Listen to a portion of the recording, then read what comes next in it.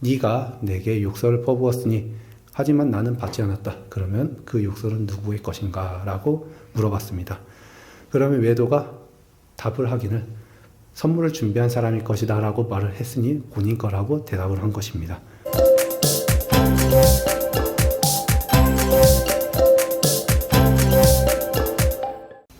오늘 제가 준비한 것은 그 이야기들이 너무 많아서 선택형으로 해가지고 제가 중간중간마다 질문을 할 거예요.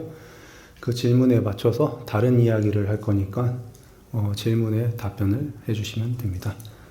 오늘 했던 거는 제가 청년회를 같이 맡으면서 질문을 계속 받아요. 근데 그 질문에 대한 답변이 제가 했던 이야기들을 계속 물어보셔서 다시 육바라밀을 다시 정리한다는 의미로 그냥 조금씩 가져왔어요. 그러니까 오늘은 이전에 들으셨던 분들은 다시 한 번 더 복습한다는 생각으로 들으시면 되고, 처음 듣는 분들은 이런 마음으로 잡아야 되는구나 라고 들으시면 됩니다. 지금 제가 이야기하는 주제는 육바라밀이고요. 이 육바라밀은 6가지로 나눠져 있습니다. 첫째는 보시, 지계, 인욕, 선정, 지혜, 그 다음에 정진이 있고요. 이 6가지로 구성되어 있으며 부처님께서는 이를 자신의 삶과 가르침으로 몸으로 실천하였습니다. 들어가기 앞서 바라밀은 저 언덕으로 간다는 이야기고, 그 다음에 그것을 깨달음으로 이르게 한다는 뜻을 가지고 있습니다. 실천을 통해 깨달음으로 가는 그 이야기를 담고 있습니다. 첫 번째로 보시바라밀에 대한 이야기를 하겠습니다. 보시바라밀은 생각하기 나름이지만 어떤 걸 먼저 해야 된다고 생각하시나요? 답변이 없으면 큰일 나는데. 그냥 그렇게 말고 어떤 식으로 해야 되는지. 답변이 없으면 큰일 나, 이거. 나 이야기 어떤 걸로 내 마음대로 선택해서 들어갈 수밖에 없어, 그러면. 무주상고시, 그렇게 말씀하시면 괜찮을 것 같아요. 그런 식으로 말하는 거예요. 보시는 어떤 식으로 베풀어야 되는지. 그런 식으로 물어보는 건데, 우선은 무주상고시가 나왔으니까, 그런 식으로 해가지고 말을 하도록 하겠습니다. 무주상고시라는 것은 무엇으로 알고 있을까요? 네? 바라지 않는 것. 그런 것들로 이루어져 있는데요. 보시란 그게 맞아요. 바라지 않는 것. 근데 바라지 않을 수가 없을 수는 없지만 우선은 최대한 바라지 않는 선으로 해가지고 하시면 좋을 것 같습니다. 부처님께서는 모든 것을 아낌없이 베풀 수 있는 것이 부처님 마음이라고 표현을 해요. 자기가 갖고 있는 것, 가지고 있지 않는 것, 그 다음에 자기가 미래에서 가지고 올 수 있는 것들 전부 다 포함해서요. 그리고 부처님께서는 이것을 실천하기 위해서 자신의 법, 가르침을 설하시고 다니셨어요. 이것을 하기 위해 부처님은 깨달음을 얻으신 후에 많은 사람들이 그 가르침에 대한 의문을 품거나 자신의 종교를 고수하고 설득하려고 하시는 분들이 계셨어요. 부처님을. 그 사람들에서도 교만한 사람들과 무지한 사람들도 있었고요. 부처님께서는 모든 이들에게, 방금 말했던 모든 이들에게 차별 없이 법을 설하고 가르침을 나눠주셨습니다. 특히 부처님께서는 수없이 많은 제자들과 그 제자들, 지금 현재까지 이루어지고 있는 제자들까지 법보시를 행하며 그들의 무명을 깨우고 고통을 없애주시며 그것에 대한 자유롭게 하는 방법을 알려주고 계시죠. 이와 같이 보시 중에서 가장 높은 것은 아까 말했던 법보시가 될 수도 있고 자신의 마음을 나눠주는 것이 될 수도 있습니다. 하지만 그 중에서 부처님께서는 법을 나눠주는 것을 실천을 하셨어요. 이와 같이 주변 사람들한테 오늘은 이미 늦었지만 내일은 할 수 있겠죠. 부처님이 가르침이 담긴 경전들을 나눠주는 것, 그것을 실천해 보는 것은 어떠한가요? 그게 안 된다 해도 돈 없이 할 수 있는 방법도 있어요. 주변 사찰에 가라고 권유하는 방법, 그것도 경전을 주는 거나 똑같죠. 왜냐하면 가서 들을 수 있으니까. 그런 식으로 해가지고 그냥 시간만 잠깐 투자하면 됩니다. 그런 식으로 보시를 행하는 것은 어떠한가요? 두 번째로는 지게바라밀입니다.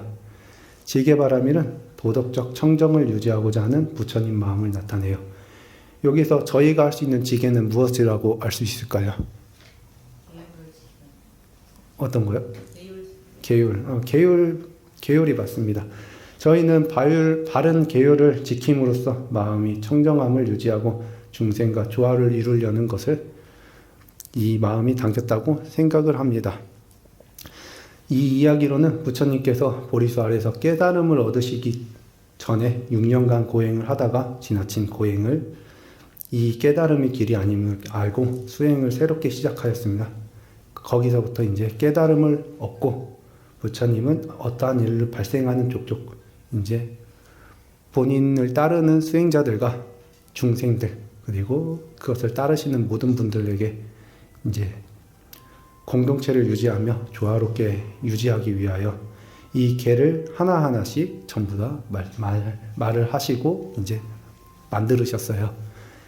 그리고 부처님은 그 조건들을 전부 다 따르며 자기의 삶을 전부 다 이 계율에 따라서 엄격하게 따르고 모범적인 실천을 보여주었고 이는 중생들의 큰 귀감이 되어서 현재에 이른다고 생각을 해요. 그렇기 때문에 부처님 마음은 청정한 계율이라 표현할 수도 있다라고 저는 말할 수 있습니다.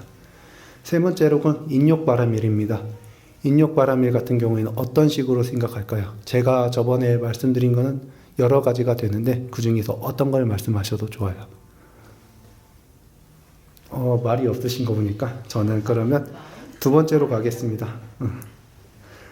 부처님께서 모든 것을 용서하고 받아들이는 마음을 표현하는 것을 이 바라밀로 그것을 모욕이나 어려움, 분노하지 않고 자비심으로 받아들이며 평정심을 유지하는 부동심을 말하고 있습니다. 또 부처님께서 깨달음을 얻으신 후 당시 왕사성 주지스님께서 말씀을 하신 것 같긴 하지만 왕사성을 방문했을 때 길가에 있던 한 외도가 부처님에게 심한 욕설과 비방을 퍼부었습니다. 이에 부처님께서는 분노하거나 맞서지 않고 대신 부드럽게 평온한 목소리로 이렇게 말씀을 하셨습니다. 만약 누군가가 선물을 준비했는데 받는 사람의 받지 않는다면 그것은 누구의 것인가? 라고 외도가 답하기를 그 선물을 준비한 사람의 것입니다. 라고 했습니다. 그러자 부처님께서 말씀하시기를 네가 내게 욕설을 퍼부었으니 하지만 나는 받지 않았다. 그러면 그 욕설은 누구의 것인가? 라고 물어봤습니다. 그러면 외도가 답을 하기를 선물을 준비한 사람일 것이다 라고 말을 했으니 본인 거라고 대답을 한 것입니다. 부처님께서는 위의 이야기처럼 어떠한 상황에도 흔들리지 않는 마음, 부동심을 가지고 있었으며 이로 인해 어떠한 것에서 인욕을 하며 자비심을 가지고 타인을 위하여 가르침을 내리는 것을 알려주실 수 있었습니다. 이 이야기로 인해 타인을 위하는 마음, 하다못해 욕을 먹더라도 부동심을 가지고 그냥 잔잔한 마음으로 지나갔으면 좋겠습니다. 네 번째로는 정진바라밀입니다. 정진은 선한 것을 이루기 위해 노력하고 해탈을 위한 수행의 게으름을 버리는 것, 즉 끊임없이 노력하는 부처님의 마음을 나타냅니다. 그러면 저희는 정진을 하려면 어떤 걸 해야 될까요? 대답 없으면 그냥 제 마음대로 선택해서 가도록 하겠습니다. 그러면 부처님께서 깨달음을 얻기 위해 보리수 아래에서 마지막 명상을 들었을 때를 이야기를 드리겠습니다. 부처님께서 보리수 아래에서 이제 막 앉아서 명상을 하셨을 때 악마 중의 왕인 마라가 와가지고 유혹을 했습니다.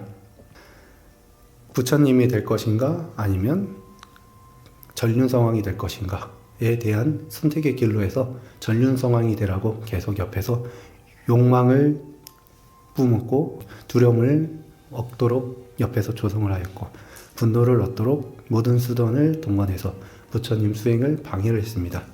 하지만 부처님은 끝내 그 모든 시련을 이겨내고 흔들림 없는 정진을 통해 완전한 깨달음을 도달하셨고 이 이야기는 부처님의 정진과 결단력 그리고 깨달음을 얻을 수 있는 핵심을 끊임없이 노력하는 저희도 얻을 수 있다라는 그 모든 것을 보여주었습니다.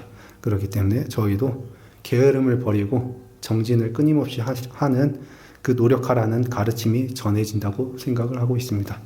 다섯 번째는 선정바라밀입니다. 선정은 무엇이라고 생각하시나요? 마음이요. 선정은 집중과 고요함을 통해 이루어지는 마음의 평정입니다. 일체 번뇌에서 벗어나고 깨달음에 도달하는 수행이며 이러한 고요하고 흔들림 없는 부처님 마음, 그것을 직접적으로 느낄 수 있는 게 선정입니다.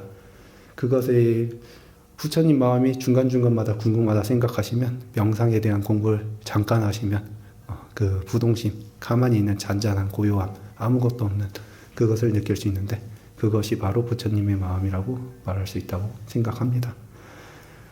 부처님은 아까 보리수 아들에서 깨달음을 얻기 전에 이렇게 말했습니다.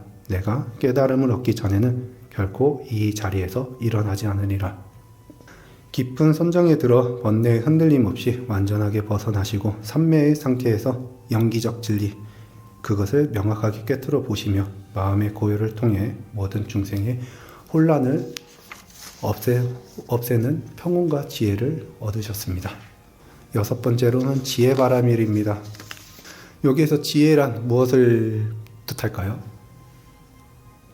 지혜는 무명에서 벗어나는 모든 것의 본질을 깨닫는 것을 뜻하며 이를 통해 중생의 고통을 해소하는 것을 목표로 알려주는 모든 진리에 깨뜨려보는 부처님 마음입니다.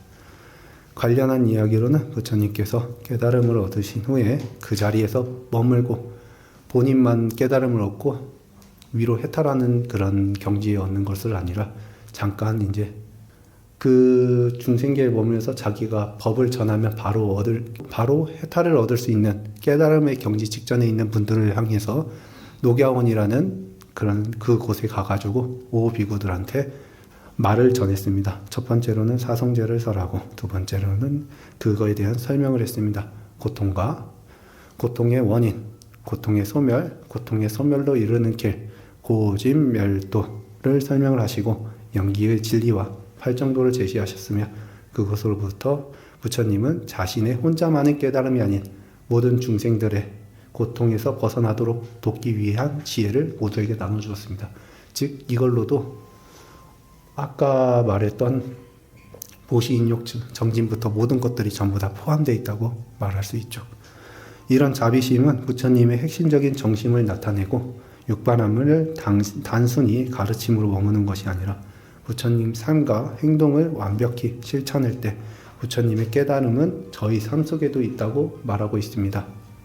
우리 모두 내면 속에 부처님이 계세요. 그 부처님을 깨우치는 방법은 육바라밀이 될 수도 있고 다른 것들도 될 수 있고 사성제도 될 수 있고 팔정도도 될 수 있고 영기적 진리를 얻을 수도 있는 모든 것들, 즉 저희 앞에 있는 경전을 읽는 것 하나하나가 전부 다 부처님의 마음을 얻는 방법입니다.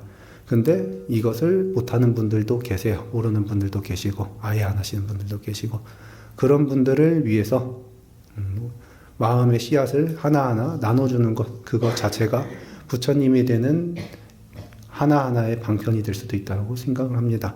그러니까 오늘은 제 마음속에, 즉 우리들의 마음속에 있는 부처님을 깨우고 오늘 이제 이 자리에서 벗어나는 즉시 주변 사람들한테 경전을 권유하거나 사찰을 오라고 권유하는 방법은 어떠한가요? 이것을 이제 행동으로서 하며 남을 위한 따뜻한 보시, 바른 언행, 어려운 것을 참는 용기와 용서, 인욕, 나태를 이기는 정진, 마음의 고요와 맑히는 집중, 진리를 향한 배움과 믿음을 삶 가득 채운다면 우리들의 삶은 부처님 그 자체가 될 수 있을 거라 생각합니다. 부처님의 가르침을 믿고 실천하며 앞으로 나아가는 불자들이 되십시오.